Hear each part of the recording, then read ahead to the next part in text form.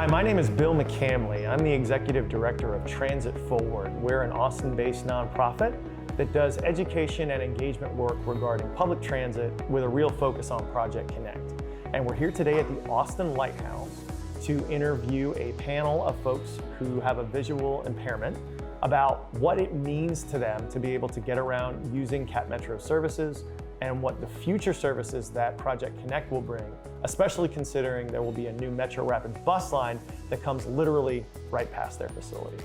First off, can all of you tell us a little bit about your role here at Austin Lighthouse and about yourselves? So my name is Gabriella Garibay. I am a supervisor with the Lighthouse. I specifically work with the small shipping area. Generally, the Lighthouse for the Blind employs anyone that's visually impaired or completely blind, and it gives them the opportunity to, come to work on a daily basis and make a living and be independent, just as anybody else on the outside. In small shipping, as a supervisor, we pick orders that's for different military branches like Army, Marines, Coast Guard, different sorts, and we provide the supplies and we ship them out to overseas or stores within base areas. That's great. My name is Taryn Shriever, and I run our low vision aid store here at the Austin Lighthouse. So I basically purchase and stock items for blind and visually impaired people to come and purchase, as well as our logo items for the Lighthouse, like our t-shirts, cups, hats, and all of that kind of stuff. So basically it's just a place where anybody who is local, or we even will ship out things to people, can come and purchase items that they need for their home and independent living. That's great. My name is Aaron Hoffman. I'm an adaptive technology supervisor here at the Travis Association for the Blind, and I take care of training and outreach, doing the I Can Connect program and the TWC program for reaching out to other blind and visually impaired Texans across Austin and the greater Austin area. We do training and installation of assistive technology that helps people who are over 55 and also students who need technology for continuing their education. That's great. I'm Eric Cifuentes. Along with Aaron, I manage the assistive technology contracts through I Can Connect and Texas Workforce Solutions. I'm sort of the front end for counselors and referring staff to send customers our way, and then we divvy them out and go out and train them at their homes, workplaces, schools, and they come to us to demo and evaluate on different technologies that will help them hopefully achieve success at whatever endeavors they're trying to accomplish. That's great. I'm Eric Fly, and I am an intern from Chris Cole Rehabilitation Center for the Blind. And being an intern, I get to sample the best of what the Lighthouse has to offer. I've gotten to work in the warehouse. I've gotten to work in production. I've got to work a little bit in technology. And I get to get paired with and get to observe and actually work in some of the best areas and work with the best people and just really get really good exposure to what this place has to offer and how it helps visually impaired people and blind people. And, just getting a chance to do that's just been really great so far. This is another question to all the panelists. Can you tell us a little bit about how you use the public transportation services that Cat Metro provides here in Austin to get around town, to get to work, to get back home, that sort of thing? Yes, I use public transit as, I usually use the Metro access.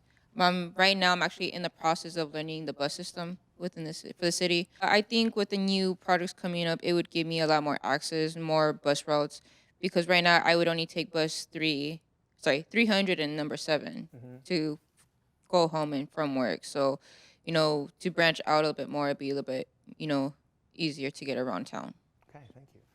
Well, coming from the north side of Austin, coming to the south side, I heavily depend on it, and it's been a great experience. You get to meet different drivers and get to see people like yourself just getting to work and, everyday living, and it just becomes less and less of, a big deal like, oh, it's just a normal everyday thing. I am a member of Metro Access, and I also do use the fixed route system. I live out in Del Valle, so sometimes I will take Metro Access into town, but then when I know my area, I will bus around and then catch Metro Access home, depending on how my day is and what I need to do. I have 2 children. I've lived in Austin for 20 years now, so I recently became a member of Metro Access 2 years ago. So I do use the fixed route system a lot and have for a long time. That's great. Well, I use public transit actually personally to get to work and around town, but professionally too, because some of our customers are here locally in Austin and are within the Metro Access service area. So I'll take Metro Access to a customer's home to set up their computer, so it's a big help to me. In addition, I used to take the bus a little bit more often, but when I moved to this building here at Pleasant Valley Road, there was no bus stop, and so that made traveling here on the bus a very difficult affair. But definitely, we're excited about some of the prospects coming through with Capital Metro. So with Project Connect coming online, can you tell us a little bit about the new Project Connect services, the new bus lines and the new light rail lines, and what that will mean to you in being able to get around town easier? Well, it offers you the ability to come to work. This is the Austin Lighthouse for the Blind. This is the main building, the headquarters where it all happens.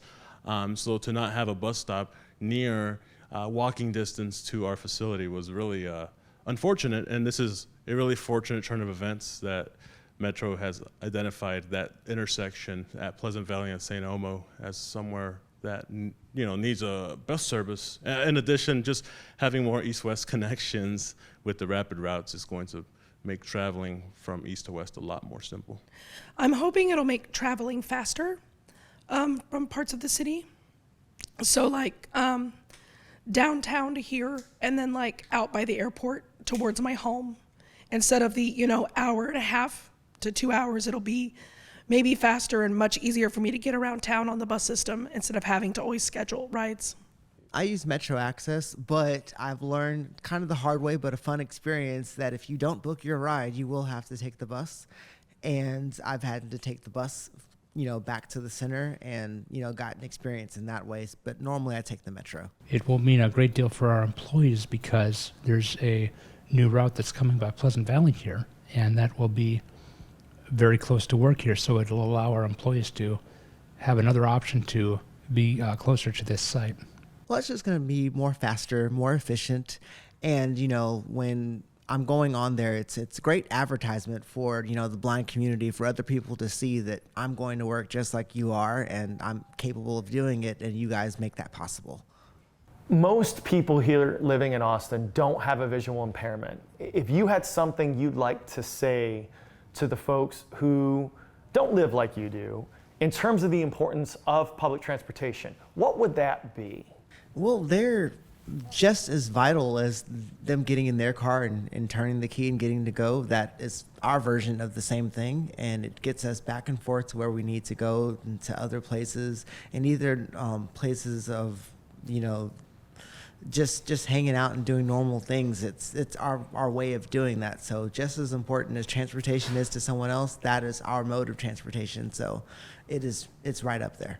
Absolutely. Piggybacking off of what my colleague said, I think it's really important to understand that having a reliable but efficient transportation system, whether it's fixed routes or Metro Access, is paramount to a lot of people's livelihoods. Whether that's going to work or simply having fun, I think everyone, regardless of whether or not they're able to drive, see, hear, walk, has the same right, not privilege, but the right to go to work, to go have fun, and to go live their lives. And I think Capital Metro is doing a good job thus far, and I'm happy to see they're improving upon their systems to improve the experience for those people maybe living on the fringes of the service area.